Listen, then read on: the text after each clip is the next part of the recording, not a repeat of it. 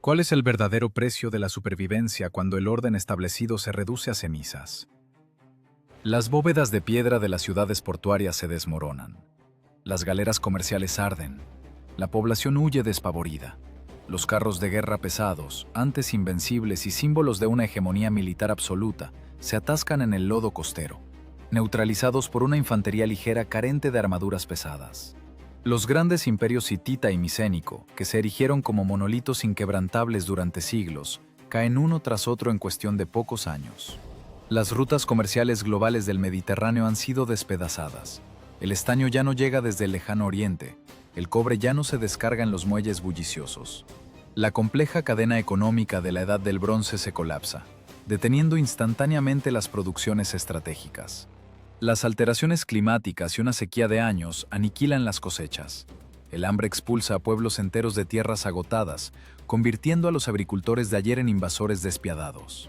Hacia el final de la primavera del año 1208 a.C., el sol sobre la costa se oscurece por el denso humo de los asentamientos incendiados.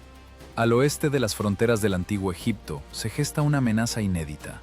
Las pequeñas escaramuzas por los escasos pozos de agua se transforman en un movimiento global de masas. El caudillo libio Meriei asume el mando supremo.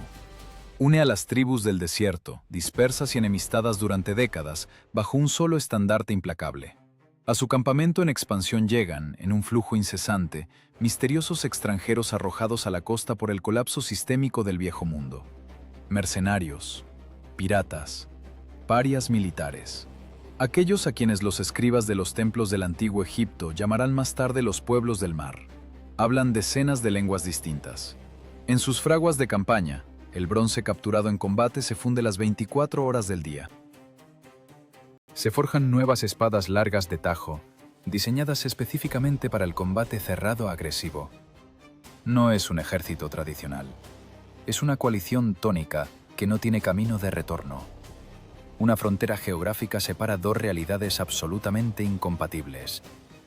Al este se extiende el antiguo Egipto, una maquinaria burocrática altamente organizada, reservas colosales de alimentos, una logística meticulosamente estructurada y estrictos registros tributarios. Al oeste, la fuerza ciega e intransigente de migrantes hambrientos. El antiguo Egipto del año 1208 a.C. se encuentra recluido dentro de sus propias fronteras fortificadas. El último baluarte de estabilidad de la civilización se ha convertido en un imán irresistible para las tribus desesperadas. El control total sobre los graneros repletos se transformó en el principal factor de riesgo.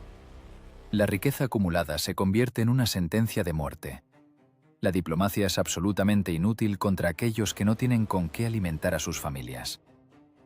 Los espías fronterizos cruzan las dunas ardientes, reventando sus monturas. Los animales caen muertos por deshidratación total. Los mensajeros entregan informes urgentes a los comandantes de las guarniciones occidentales. Las tablillas de arcilla y los papiros se descifran bajo la tenue luz de las lámparas de aceite. El pánico se apodera instantáneamente de los nomarcas regionales. No es la típica incursión estacional para capturar botín o esclavos. La inteligencia detecta el movimiento continuo de carretas pesadas con ruedas de madera. Vienen mujeres. Vienen niños. Arrean ganado doméstico exhausto. La horda de miles de personas se desplaza lenta pero inevitablemente, con la firme intención de reasentarse en las tierras fértiles del delta del Nilo y aniquilar a cualquiera que se interponga en su camino. Un explorador egipcio yace en la arena caliente sobre la cresta de una duna. El sudor acre le inunda los ojos. Cuenta en silencio las hogueras en el campamento enemigo. 10, 50, 200. Pierde la cuenta al dimensionar la verdadera magnitud de la catástrofe. El viento seco del oeste trae un olor distintivo a quemado y el estruendo incesante de miles de voces humanas. En las salas frescas y sombreadas de los palacios, los funcionarios cuentan nerviosamente las existencias actuales de grano y puntas de bronce para flechas.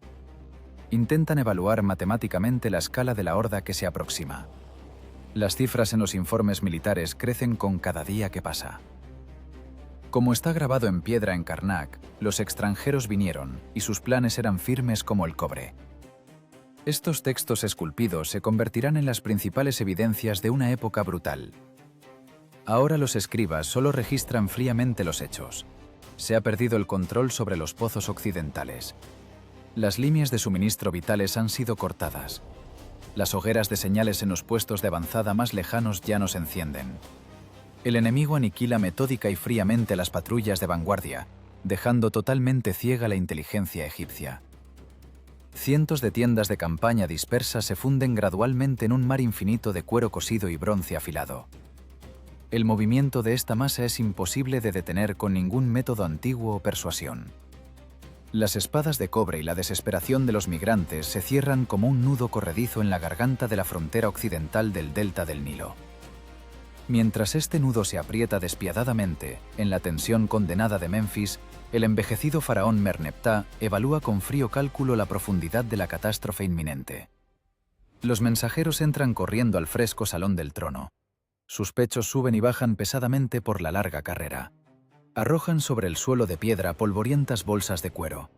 Las tablillas de arcilla traen los informes secos de los guardias fronterizos supervivientes. El faraón rompe personalmente los sellos de cera. Su mirada recorre rápidamente los símbolos cuneiformes grabados. Sin emociones innecesarias, solo funciona el análisis frío y brutal. La inteligencia militar informa sobre carretas pesadas de madera en las filas del enemigo. Dentro van mujeres y niños. Detrás marchan rebaños de ganado flaco. Este único hecho cambia radicalmente todo el panorama. Los asaltantes nómadas comunes nunca llevan a sus familias consigo. El gobernante del antiguo Egipto ve instantáneamente la cruel verdad. Esto no se parece en nada a una incursión estacional por oro o esclavos. Es una guerra a gran escala de desplazamiento total. El enemigo ha venido para quedarse para siempre en la tierra fértil. Tiene la intención de limpiarla metódicamente de su población nativa. Órdenes severas se dispersan por el valle del Nilo a la velocidad de los caballos de mensajería más rápidos. Las palabras del faraón suenan inapelables. Abandonar todos los pequeños fuertes fronterizos, retirarse de inmediato, quemar los campos sin cosechar en el camino del enemigo, inutilizar los pozos pequeños con arena. Tal decisión sume a la élite de la capital en un estado de shock profundo. Los hipócritas altos funcionarios palidecen en los mismos consejos de guerra. Sus lujosas fincas personales en el oeste del delta se quedan sin protección militar alguna. Los influyentes dignatarios exigen abiertamente enviar tropas regulares para vigilar sus tierras privadas. Merneptah permanece como una roca de hielo. Defender decenas de puntos dispersos significa la muerte segura del ejército por partes. Las pequeñas guarniciones egipcias serán barridas por la multitud de miles de migrantes en unas pocas horas. El ejército debe concentrarse en un puño monolítico y pesado. Quien intente ahora salvar su propia casa, perderá inevitablemente el estado entero. En este quinto año de su reinado, el rey pone en marcha la movilización más masiva y despiadada en la larga historia del país. Entre la población civil se propagan rápidamente rumores oscuros.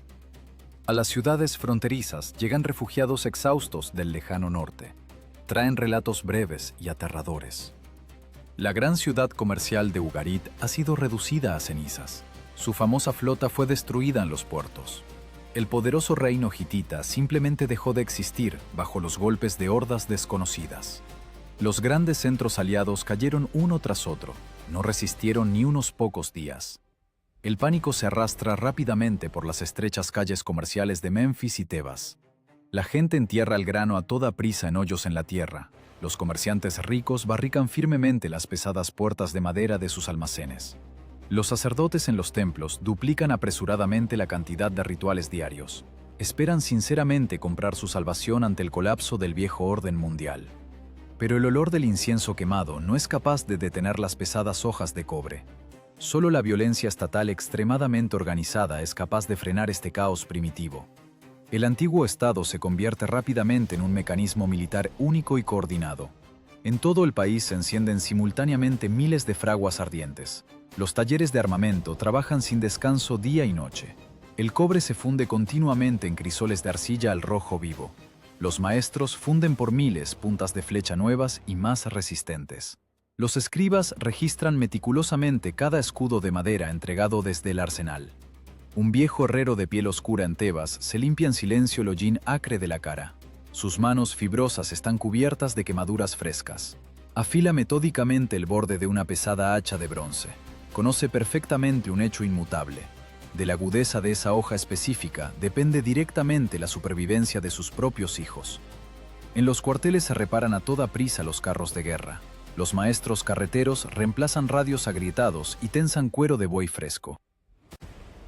Los mensajeros estatales llaman a las puertas de las casas. Convocan a los veteranos de campañas pasadas. Estos hombres lucharon en Siria hace décadas. Los viejos soldados, cubiertos de cicatrices, sacan de sus cofres de madera sus corazas de cuero polvorientas.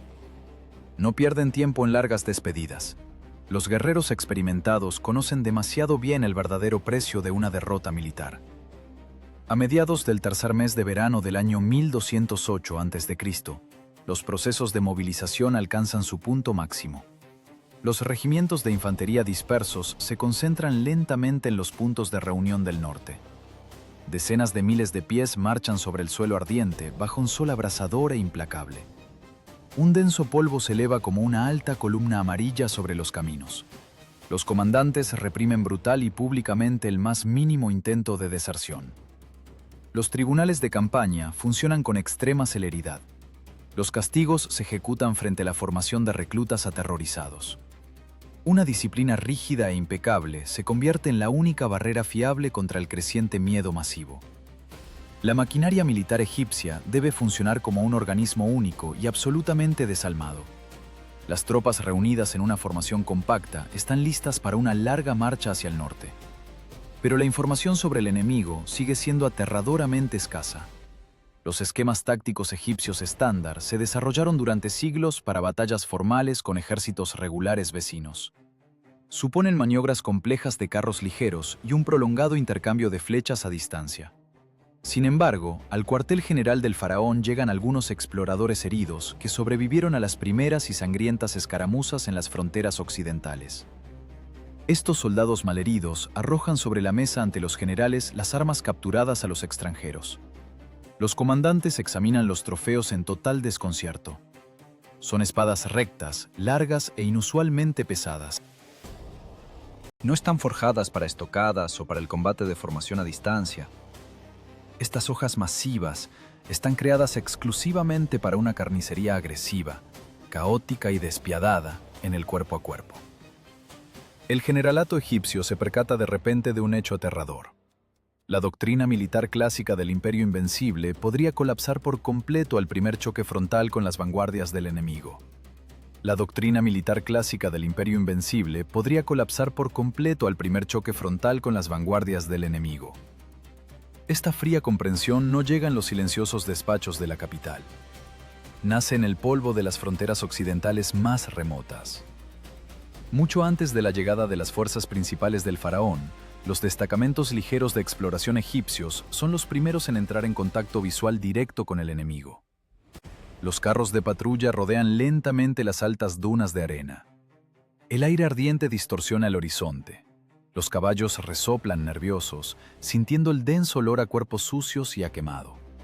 De la neblina amarilla emergen en silencio las vanguardias de los extranjeros. Mercenarios Sherden, guerreros con pesados cascos de cuernos. No se forman en falanges profundas clásicas, no esperan el cuerno de señales para el inicio formal de la batalla. Simplemente se lanzan a una carrera frenética. La distancia entre los oponentes se reduce a una velocidad aterradora. Los arqueros egipcios tensan las cuerdas como de costumbre. Cientos de flechas atraviesan simultáneamente el aire caliente. La primera oleada de atacantes cae sobre la arena, pero la masa humana gris ni siquiera frena el paso.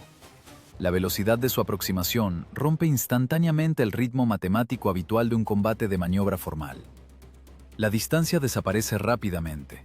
El enemigo se estrella de lleno contra las filas de los guardias fronterizos. Entran en juego esas nuevas espadas largas y rectas.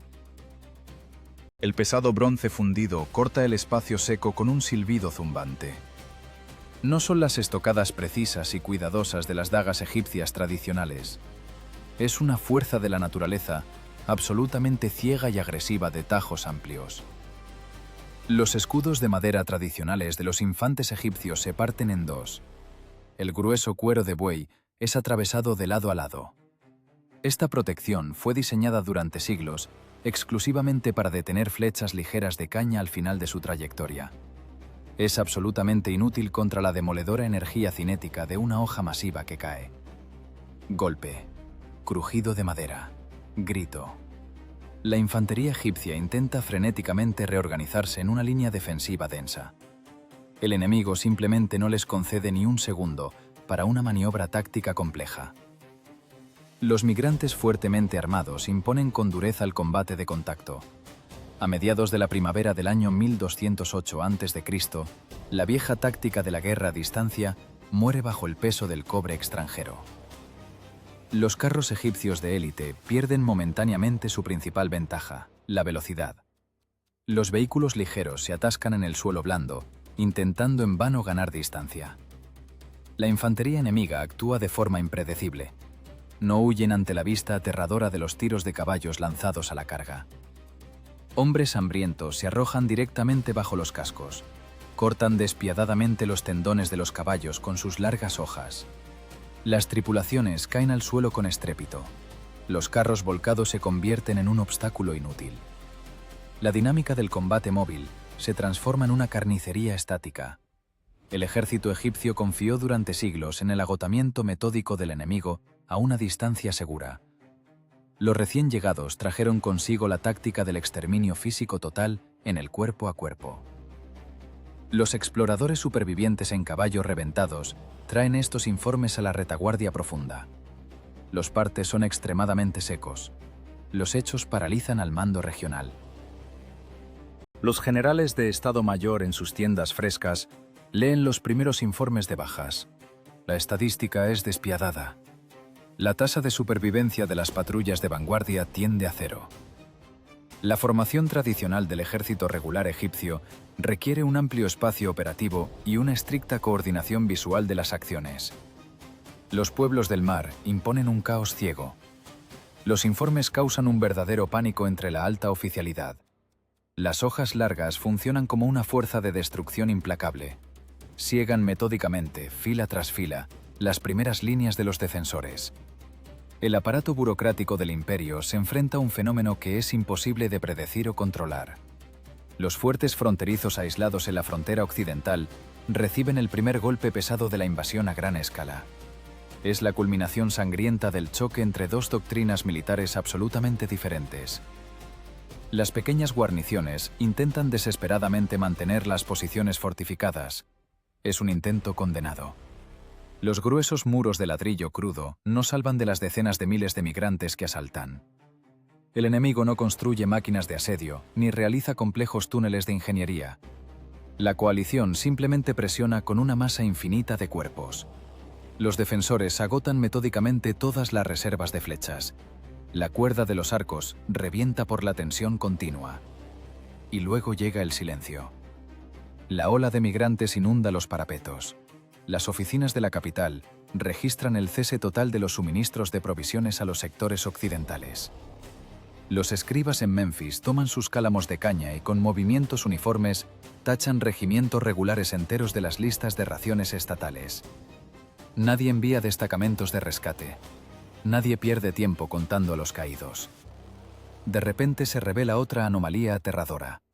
La coalición enemiga no se detiene para el saqueo minucioso de las fortalezas capturadas. La horda deja ruinas humeantes atrás y continúa su avance monolítico. Su objetivo principal no es el oro de las tesorerías. Su objetivo es la ruptura de la línea defensiva. Cada demora de los defensores se traduce en la pérdida de nuevos territorios. La maquinaria militar egipcia se queda ciega rápidamente. Diariamente desaparecen patrullas de exploración. Los restos de las tropas fronterizas que se retiran combatiendo traen consigo el virus del miedo incontrolable. Los relatos sobre espadachines invulnerables se propagan entre los reclutas. Este miedo animal rompe la moral del ejército mucho más rápido de lo que el cobre enemigo atraviesa las armaduras. El faraón necesita urgentemente una solución radicalmente distinta. El gobernante comprende la simple matemática de la guerra. Una batalla clásica en el desierto abierto llevará garantizadamente a la derrota del imperio.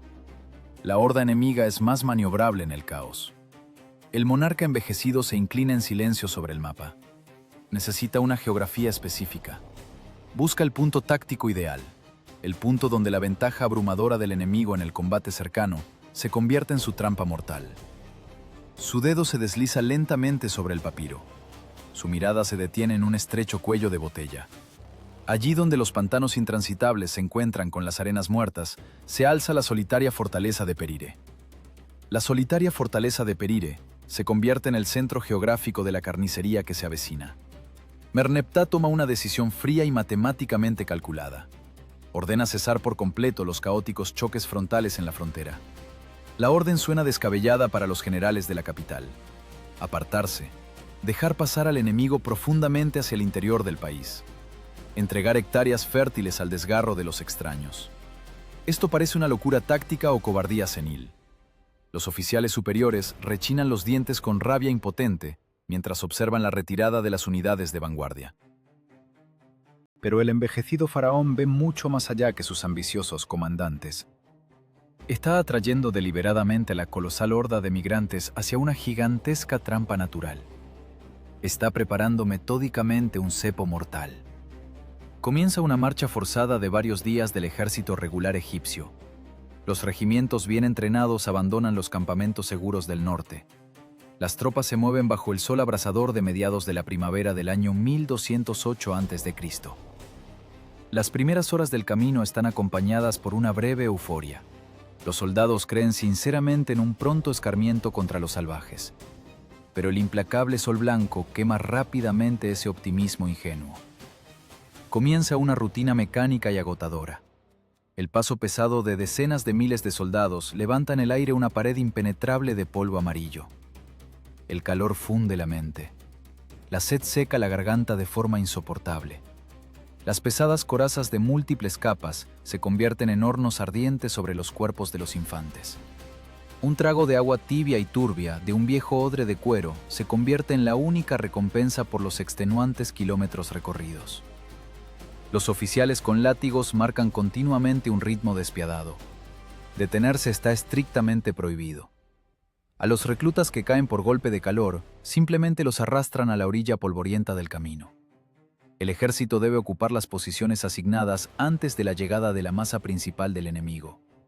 El mecanismo se ha puesto en marcha y no puede ser detenido. El lugar para la batalla general ha sido elegido con un pragmatismo gélido, un espacio estrecho.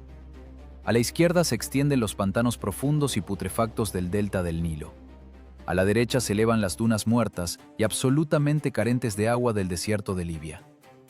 Entre ellos discurre un estrecho corredor de tierra firme.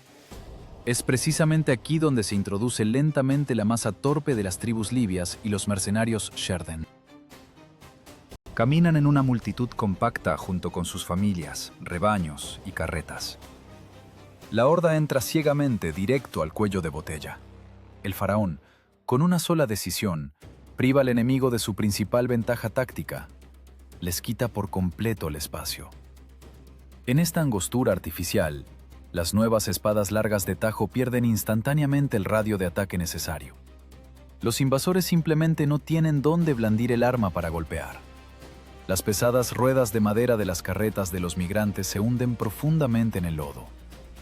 El enorme número de las tribus se transforma de una fuerza demoledora en una vulnerabilidad fatal. La multitud incontrolable comienza a aplastarse lentamente a sí misma. La madrugada desgarra con crueldad el manto de niebla espesa sobre los pantanos.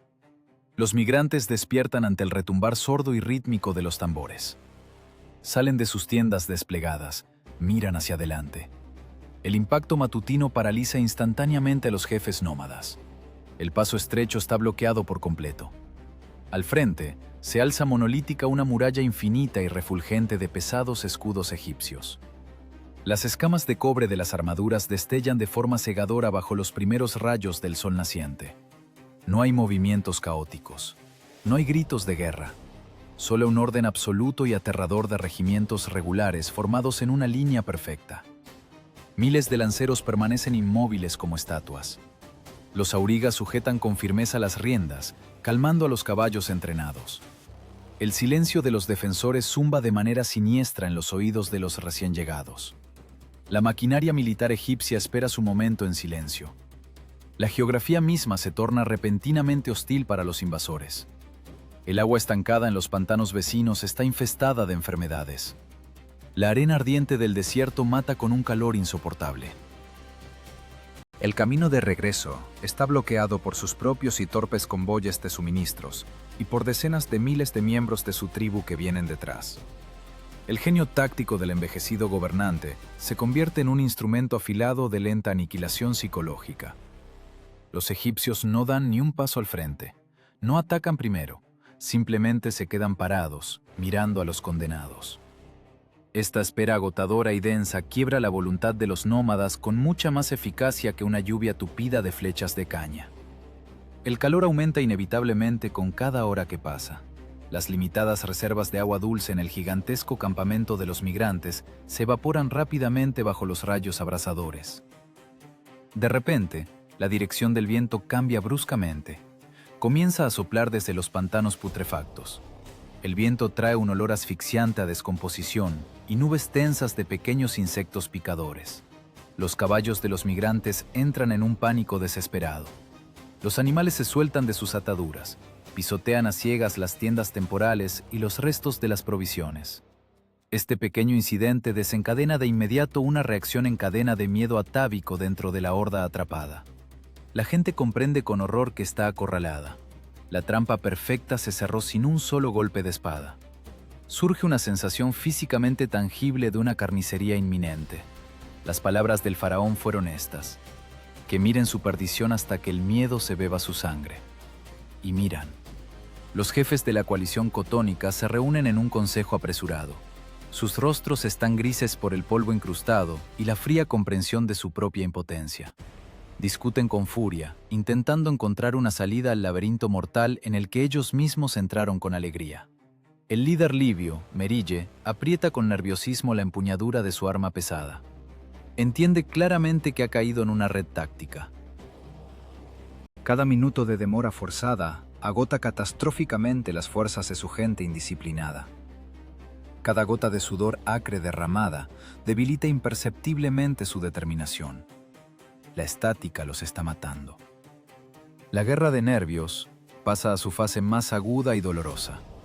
El sol se oculta lenta e inevitablemente tras el horizonte del desierto libio.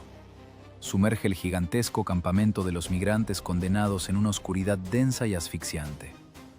Esta oscuridad que cae se convierte en el campo ideal para una batalla completamente distinta, donde los sacerdotes egipcios y los chamanes del enemigo se preparan para asestar su primer golpe invisible.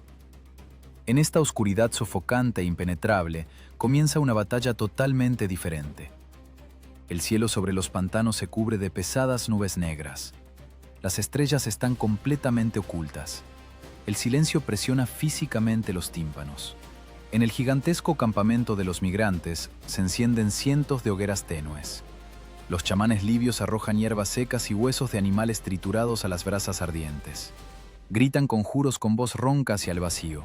Intentan suplicar salvación a sus espíritus. El olor a lana quemada se mezcla con el hedor penetrante de las algas en descomposición. Este ritual primitivo busca calmar a la multitud aterrorizada, pero solo subraya la magnitud de su absoluta impotencia. La gente se amontona junto al fuego. Miran con tensión hacia la densa oscuridad. En el bando de los defensores reina un pragmatismo gélido e impecable. El mando egipcio ha utilizado la religión durante siglos como una herramienta refinada de control total de las masas. La guerra de nervios requiere un arma ideológica poderosa. El envejecido gobernante reúne a su alrededor a los altos generales y a los sumos sacerdotes. La luz de las antorchas de resina resalta sus rostros severos en la penumbra. Merneptah anuncia con seguridad su visión nocturna. Como está grabado en la piedra, el mismísimo gran dios Ptah se le apareció al rey en sueños. La deidad puso en su mano una pesada espada de cobre con la orden de desechar todo miedo.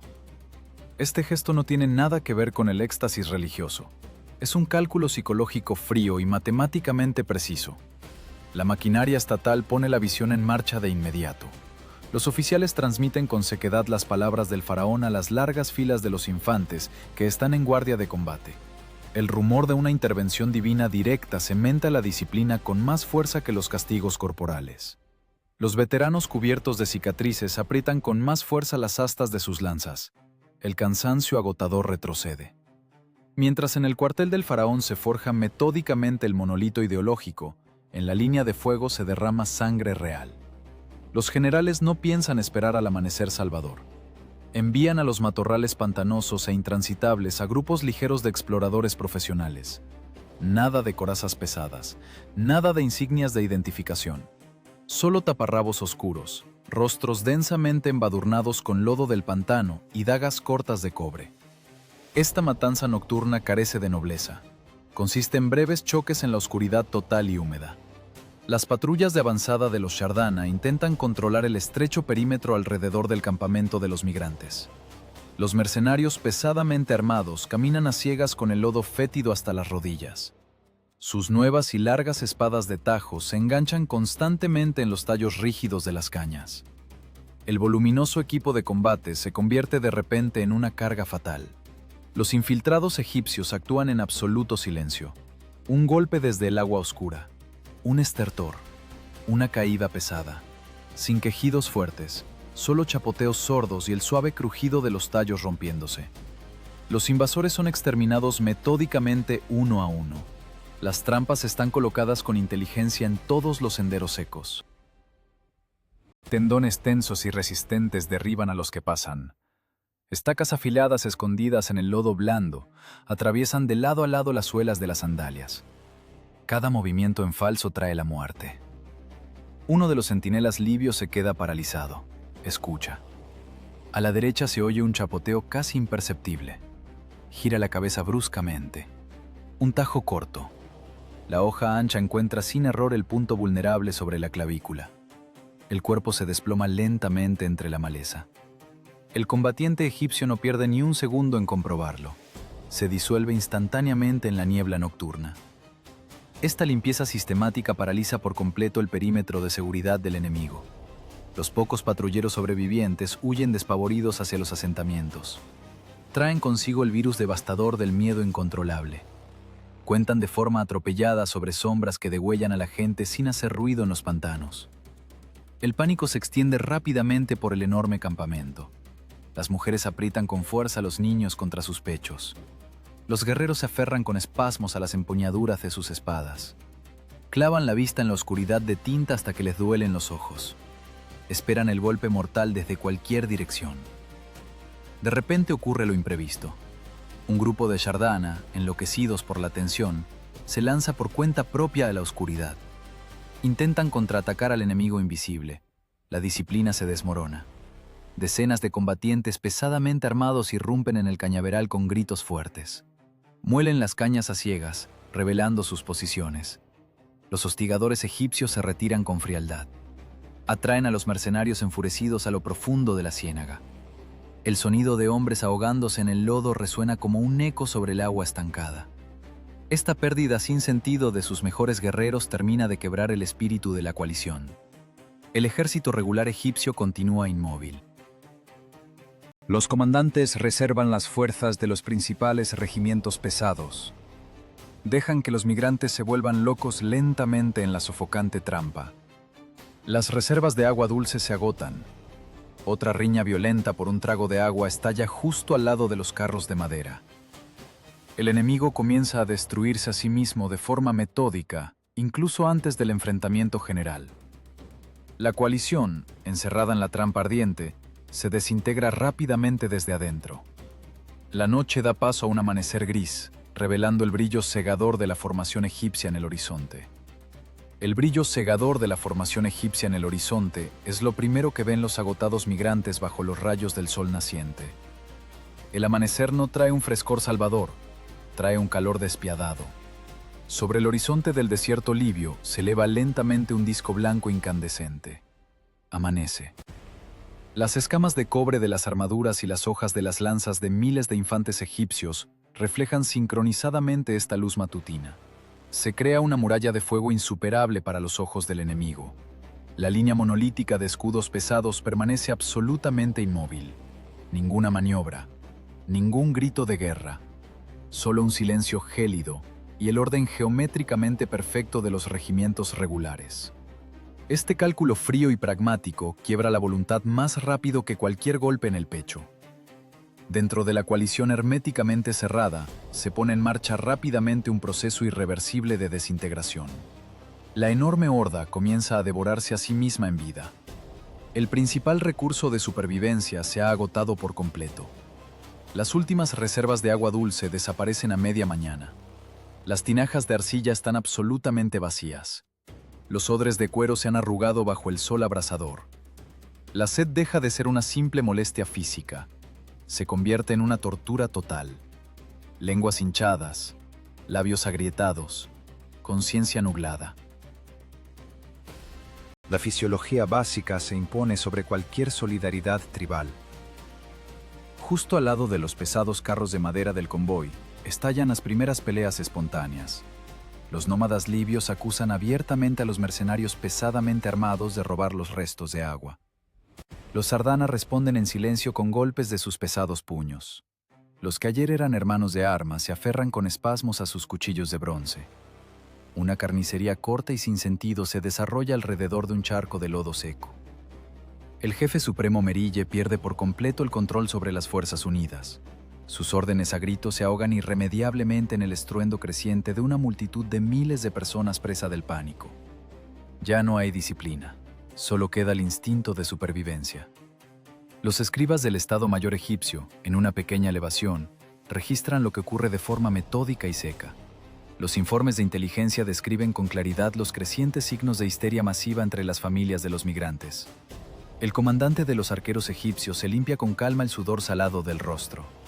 Observa con atención el polvo denso y antinatural que se levanta sobre el campamento enemigo. No es el polvo de una marcha de combate organizada. Es un manto sucio provocado por el movimiento caótico y sin sentido de decenas de miles de personas condenadas en un espacio cerrado. Los analistas militares en el cuartel del faraón siguen atentamente la posición de las sombras en la arena. Calculan matemáticamente el nivel de agotamiento del enemigo. Cada hora de permanencia bajo los rayos directos del sol reduce radicalmente la capacidad de combate de los invasores.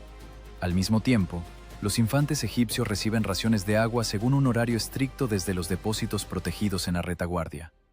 Una logística eficiente determina el resultado de las guerras de la Edad del Bronce.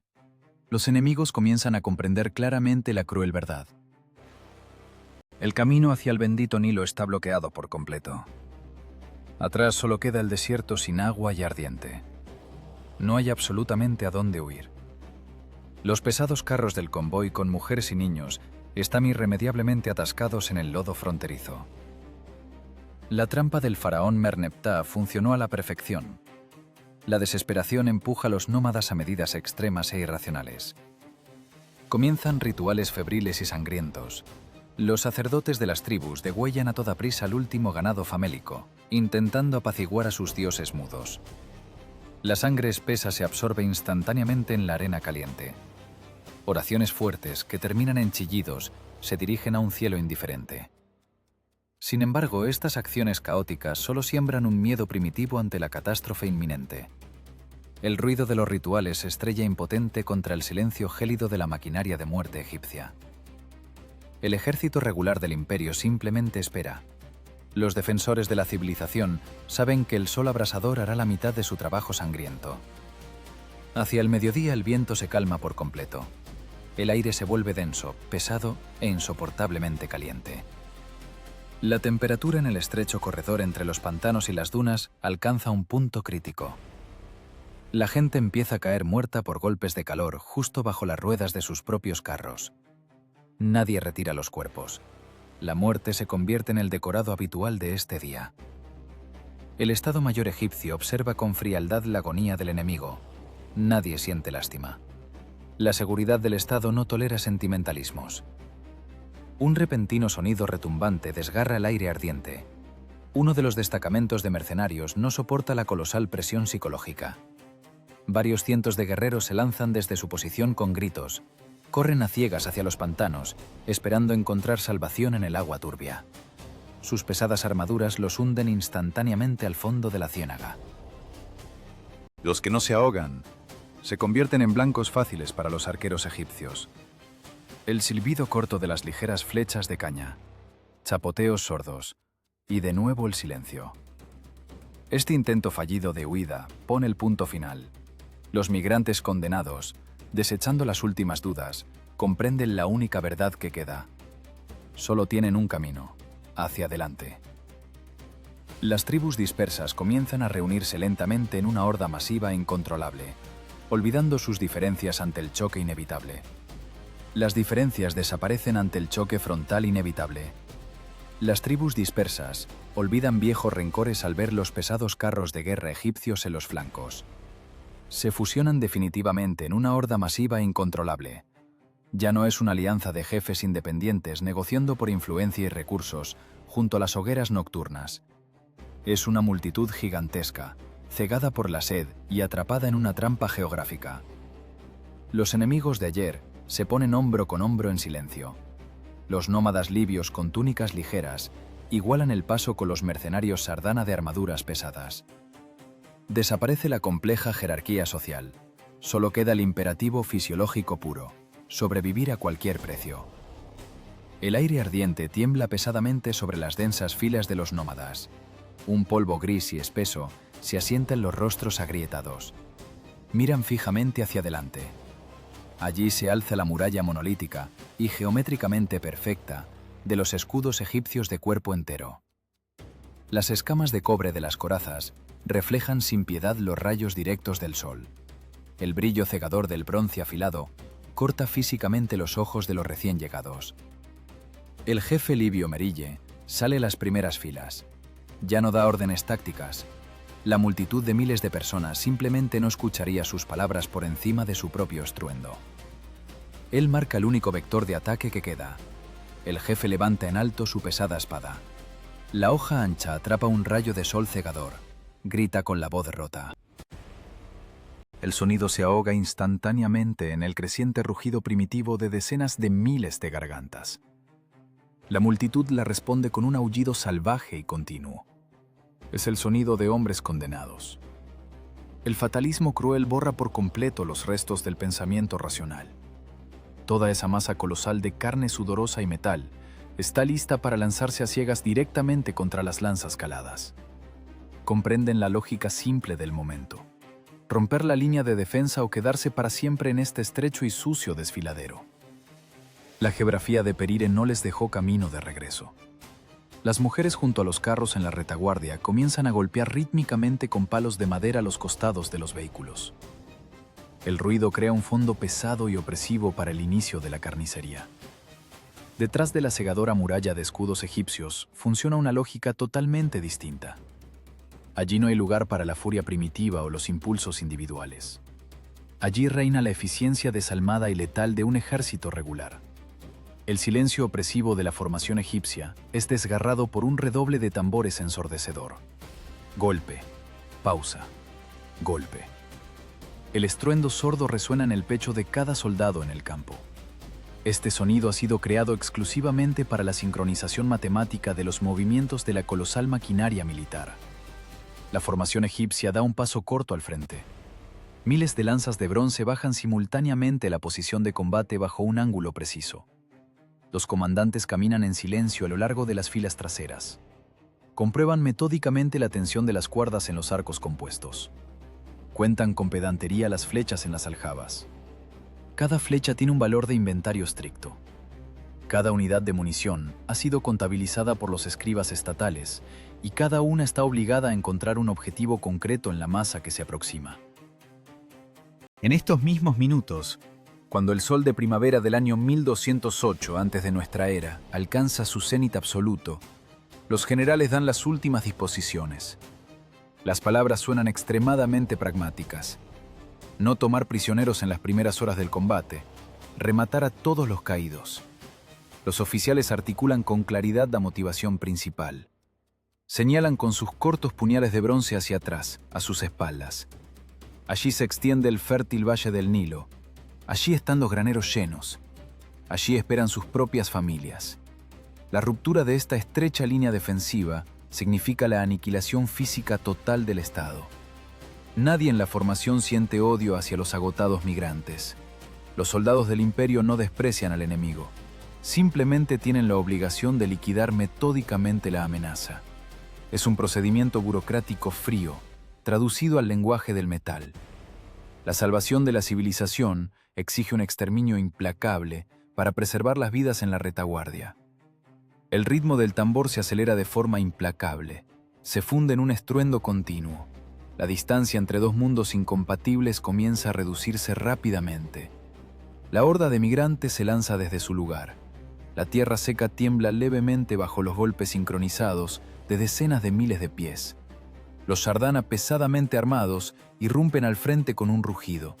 Sus nuevas espadas de tajo están levantadas para el primer golpe fatal. La velocidad de aproximación supera inesperadamente los cálculos iniciales de los comandantes egipcios. La infantería pesada del enemigo corre demasiado rápido, reduciendo críticamente la distancia de tiro. El ataque desesperado amenaza con romper la defensa estática con una sola y masiva onda cinética. Los oficiales egipcios bajan sus cetros bruscamente. 3000 arqueros sueltan la cuerda al mismo tiempo. La madera cruje de forma amenancante. Las primeras filas de los atacantes levantan la cabeza y ven cómo el sol se oculta por completo tras un denso manto negro de miles de flechas de caña que caen directamente en el corazón de la multitud. La carne de cañón de las tribus de vanguardia ha sido arrojada por los jefes a una muerte segura, exclusivamente para agotar la munición de los defensores. El agotamiento de la munición de los defensores resulta ser una ilusión catastrófica de los jefes nómadas. La logística estatal egipcia se preparó para este día de forma absolutamente impecable. Los enormes arsenales de retaguardia suministran flechas sin interrupción. A la primera nube negra voladora le sigue una segunda, luego una tercera. Una descarga mortífera de decenas de miles de flechas de caña con pesadas puntas de bronce cae sobre la densa masa de los atacantes. El aire zumba por la tensión colosal. No hay absolutamente ningún lugar donde cubrirse. La distancia entre los hombres que corren es demasiado pequeña para cualquier maniobra. Las ligeras túnicas de cuero de las tribus libias de vanguardia son atravesadas de lado a lado. Los cuerpos caen por decenas sobre la arena ardiente. Hacia el cielo blanco se eleva un aullido punzante. No es un grito de furia. Es el sonido de un dolor masivo y repentino. Los jefes empujaron a las primeras filas al matadero como carne de cañón barata. Esperaban sepultar a los egipcios bajo los cuerpos de sus propios parientes. Los líderes cegados por el fanatismo no tuvieron en cuenta lo principal. La física del miedo humano quiebra cualquier táctica ofensiva más rápido que el metal. Las vanguardias de los atacantes retroceden por instinto. Los hombres aterrorizados se cubren el rostro con las manos y dan media vuelta bruscamente, chocando de lleno contra la densa muralla de migrantes que los siguen. Las filas traseras no ven nada debido a la espesa cortina de polvo que se ha levantado. Continúan presionando hacia adelante, ciegas y furiosas, impulsadas por los gritos estentóreos de sus comandantes y el miedo a detenerse. Se genera una estampida mortal. El choque frontal de dos corrientes humanas en un espacio tan estrecho parte la formación de la coalición por la mitad. Los hombres tropiezan con los caídos y se desploman sobre el suelo ardiente para no volver a levantarse, pisoteados al instante por cientos de pies de sus propios hermanos. Las astas de madera se quiebran, las espadas largas se traban en una estrechez insoportable. Las armas, nuevas y eficientes, se enganchan inútilmente en correas ajenas. El embate se ahoga en su propia masa palpitante. Los infantes egipcios, tras su línea de escudos, trabajan como un mecanismo de relojería bien aceitado. Paso, estocada, golpe de lanza, retorno. No hay rastro del romance de los duelos heroicos de la Edad de Bronce, solo el trabajo monótono y sucio de liquidar una amenaza. En este momento de máxima tensión, los generales egipcios despliegan su recurso definitivo. Por los flancos resuena el sonido agudo de los clarines de bronce. La línea de escudos pesados en los extremos de la formación se abre de repente, formando anchos corredores tácticos. De ellos, con un estruendo ensordecedor, irrumpen los carros de guerra egipcios. La tierra tiembla. Los aurigas esperaron esta orden durante largas y agotadoras horas bajo el sol directo, y su furia contenida estalla finalmente. Latigazos secos, relinchos de caballos. Las pesadas máquinas alcanzan su velocidad máxima en los tramos de tierra firme a lo largo de los bordes de la trampa mortal. Los carros embisten a toda velocidad los flancos desprotegidos y caóticos de los migrantes. Los ejes de madera destrozan las filas enemigas. Los cascos hunden a los caídos profundamente en el fango pegajoso de Perire. Esto no es un combate de maniobras de unidades de élite. Es una siega despiadada y metódica. Los ataques por los flancos de los carros pesados deciden en pocos minutos el desenlace de las primeras horas de esta batalla general por la supervivencia. Los carros abren anchos surcos en la masa humana. Los aurigas giran a los caballos con frialdad y golpean de nuevo. Las arenas amarillas se tiñen profusamente de carmesí. Los mercenarios Sardana intentan desesperadamente agruparse para repeler la amenaza móvil, lanzando tajos amplios con sus largas hojas de corte, pero la velocidad de los carros les arrebata cualquier oportunidad de un contraataque preciso. Una de las ruedas de madera de un carro egipcio choca contra una piedra oculta bajo la arena. Los radios crujen con fuerza y la máquina se inclina peligrosamente de lado. La inercia colosal la arrastra hacia adelante, convirtiendo al carro en un ariete fuera de control. Los caballos se embisten de lleno contra la densa masa de mercenarios, aplastando su tan alardeada formación. En la brecha abierta, se vierte de inmediato la infantería fresca egipcia. Las pesadas hachas de bronce asestan golpes fatales a los enemigos desorientados. Apenas 3 horas después del inicio del choque frontal, el ímpetu de los colonos se evapora sin dejar rastro, reemplazado por una impotencia paralizante. El pánico ciego se apodera de quienes han quedado atrapados sin salida en el centro de la trampa.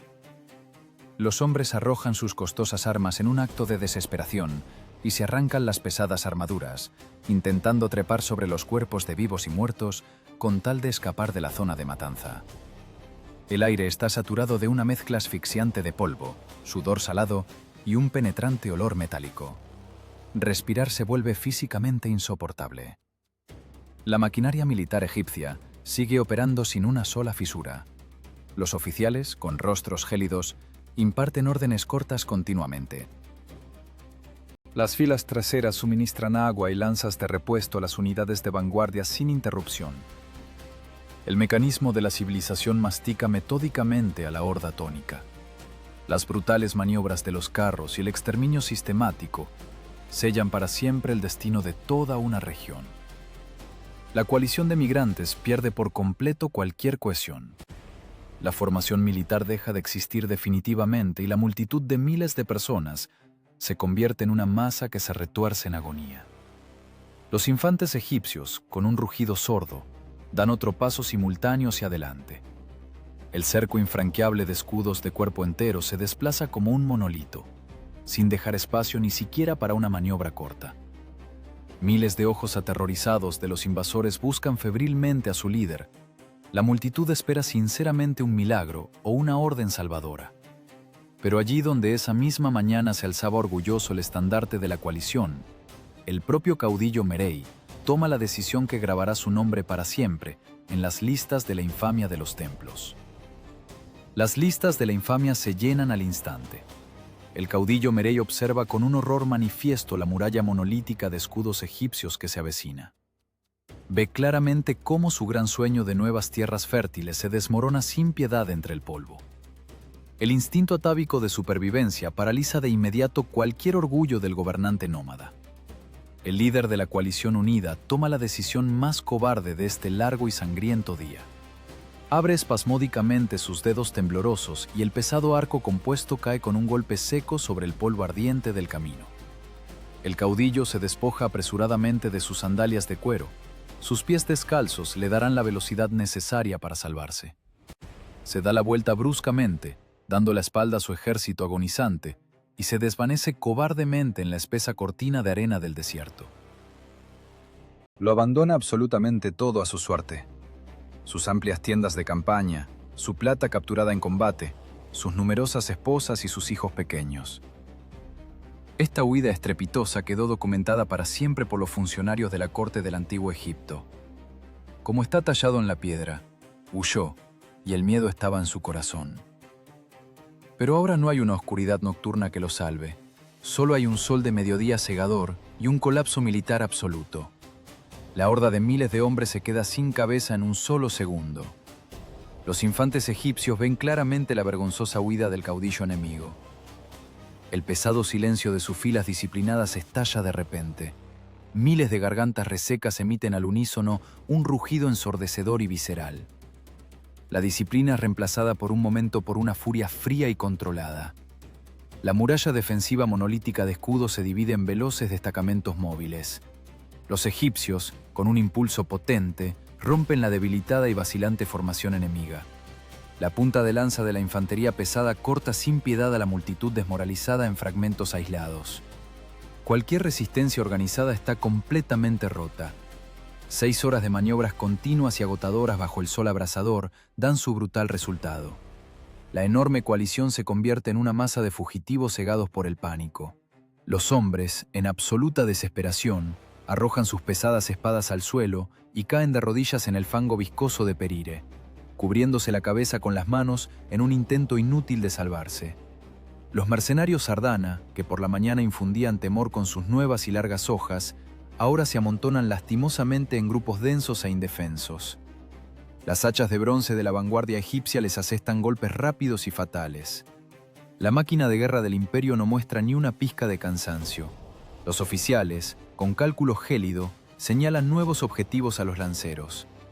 Los soldados rasos cumplen su sucio trabajo de forma monótona y rítmica. La ruptura del frente abre a los regimientos que avanzan un camino libre hacia la retaguardia enemiga. La infantería ligera egipcia irrumpe velozmente en el gigantesco campamento de tiendas. El lugar de la última parada de los migrantes condenados es entregado de inmediato al saqueo total. Es aquí, bajo la densa sombra de las carretas chirriantes, donde se esconden los restos de la horda derrotada. Mujeres que lloran, ancianos heridos y niños aterrados se apiñan unos contra otros, atrapados sin salida entre las pesadas carretas de madera, como ratas en una enorme jaula que se ha cerrado de golpe. Los soldados del Imperio Invencible limpian metódicamente sector tras sector. Un lancero egipcio, respirando con dificultad tras la larga carrera, corta con diligencia las cuerdas de sujeción de una gran tienda de cuero. Con un movimiento brusco y practicado, aparta la cortina polvorienta. En el interior se encoge de horror la familia numerosa de un guerrero libio muerto. No hay ira ni sadismo en el rostro cubierto de hollín del soldado egipcio, solo un registro estricto y pragmático del botín vivo capturado. Los prisioneros son tomados con dureza junto a las macizas ruedas de las carretas. Sus manos son atadas bruscamente con gruesas sogas de papiro. Las esperanzas de todo un pueblo nómada de una gran migración se borran definitivamente en el polvo bajo las sandalias de los soldados de la guarnición. El sueño de un nuevo hogar fértil termina instantáneamente en pesados yugos de madera. El espeso polvo comienza a descender lenta y renuentemente sobre la tierra pisoteada. El campo de batalla junto a la fortaleza de Perire se convierte en una necrópolis grandiosa y silente. La salvación de la estabilidad del antiguo Egipto se paga con un costo humano colosal. Las arenas de la frontera occidental se tiñen profusamente de un color carmesí oscuro. El aire se vuelve físicamente pesado, impregnado de un olor penetrante a sudor, miedo y bronce caliente. En este momento, se pone en marcha la etapa más macabra de la batalla. Comienza el meticuloso recuento burocrático de los caídos. El aparato del envejecido faraón necesita estadísticas precisas y verificables de la eficiencia militar. Los escribas, con largos rollos de papiro, salen con diligencia directamente la vanguardia sembrada de cadáveres, pasando con desdén por encima de lanzas rotas y escudos partidos. A los soldados se les ha dado hace tiempo una orden estricta e indiscutible. Para recibir la recompensa prometida, es necesario presentar una prueba material de la liquidación. Los pesados cuchillos militares bajan monótonamente. Comienza la amputación sistemática y fría de las manos derechas y los falos de decenas de miles de enemigos derrotados. Estos trofeos terribles y ensangrentados se apilan metódicamente en montones que crecen rápidamente frente a las tiendas de gala de los generales. Es la aritmética seca y despiadada de la supervivencia estatal. Decenas de miles de vidas truncadas se convierten en simples rayas verticales en las polvorientas tablillas de registro.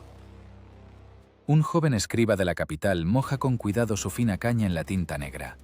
Espanta con indiferencia una molesta mosca cadavérica de su mejilla y traza con concentración un nuevo y perfecto jeroglífico en el papiro. Registra con naturalidad otro centenar de mercenarios extranjeros muertos. No le importa en absoluto la tragedia global de una tribu completamente aniquilada. Solo le preocupa la perfección impecable del informe para la tesorería principal.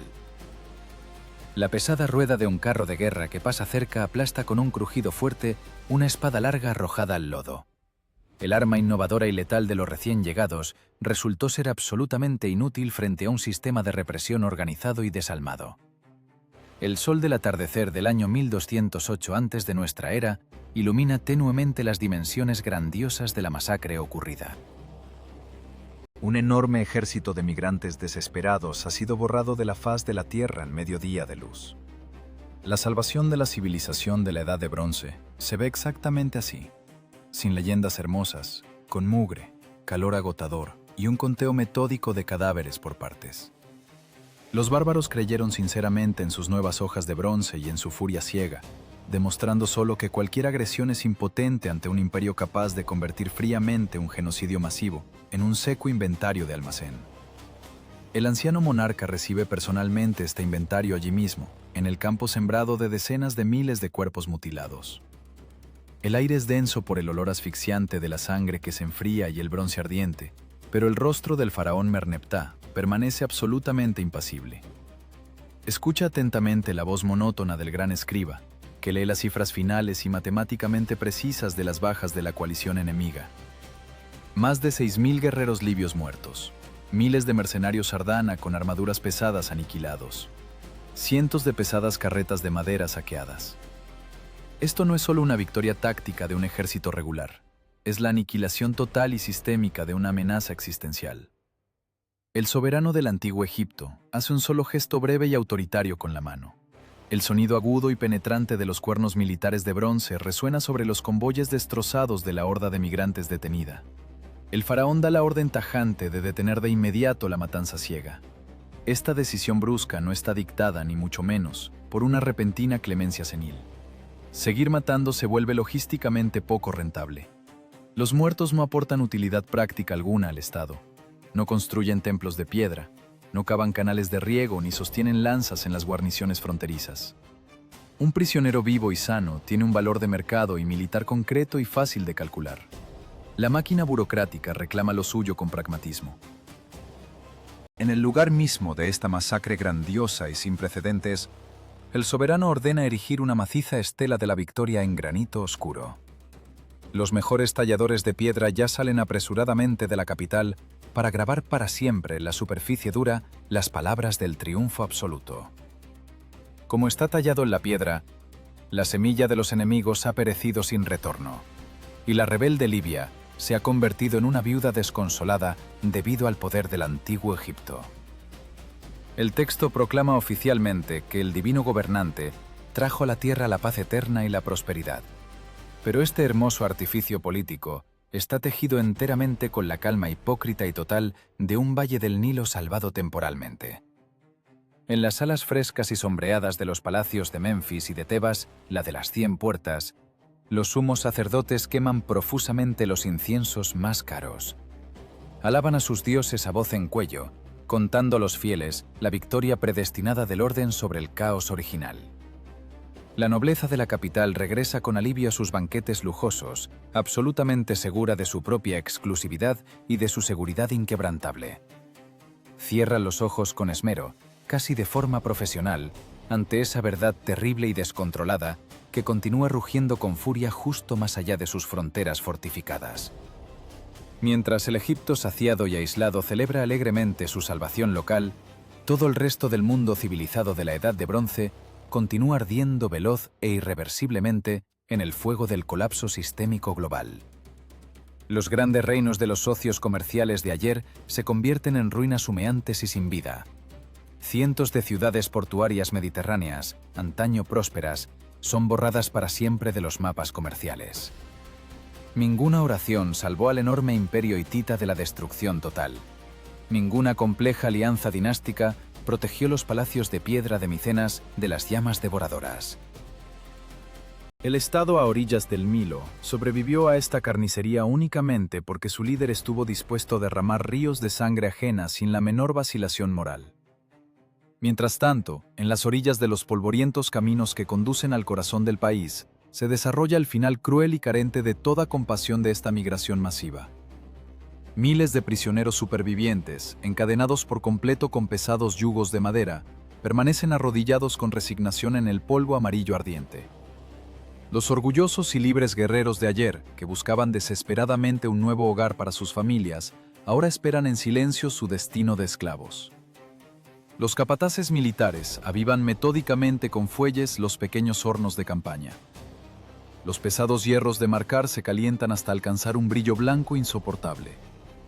El olor acre y nauseabundo de la carne quemada se mezcla de forma indeleble con el humo denso de las hogueras y el hedor de cientos de cuerpos extenuados. A los mercenarios prisioneros se les graban en los hombros, de forma tosca y despiadada, los cartuchos reales oficiales. La gran potencia digiere físicamente a sus enemigos derrotados. A estos extranjeros recién marcados se les entregarán pronto escudos egipcios estándar y espadas de bronce. Serán integrados de inmediato en el ejército regular como mercenarios esclavos sin derechos.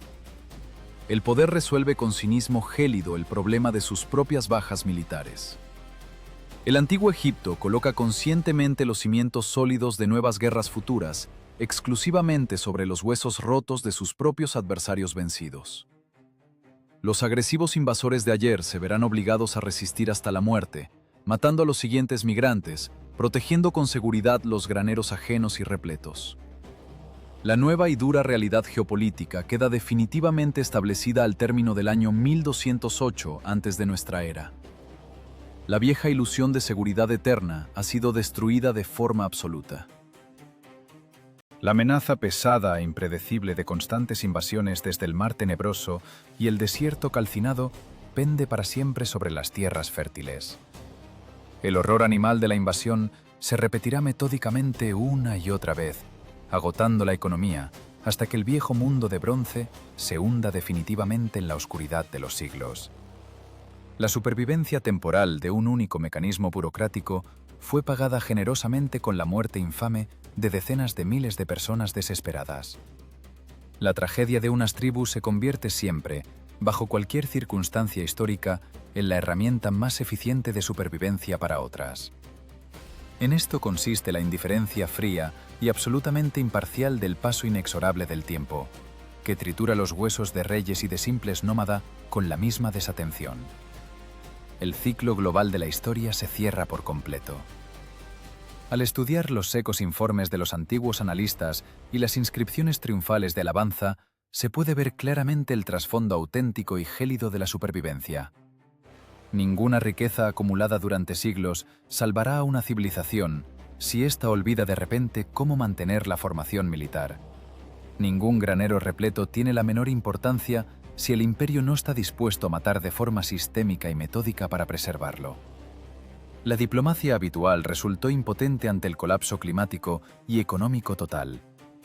La historia nunca perdona la debilidad ni las largas dudas morales en momentos de amenazas críticas.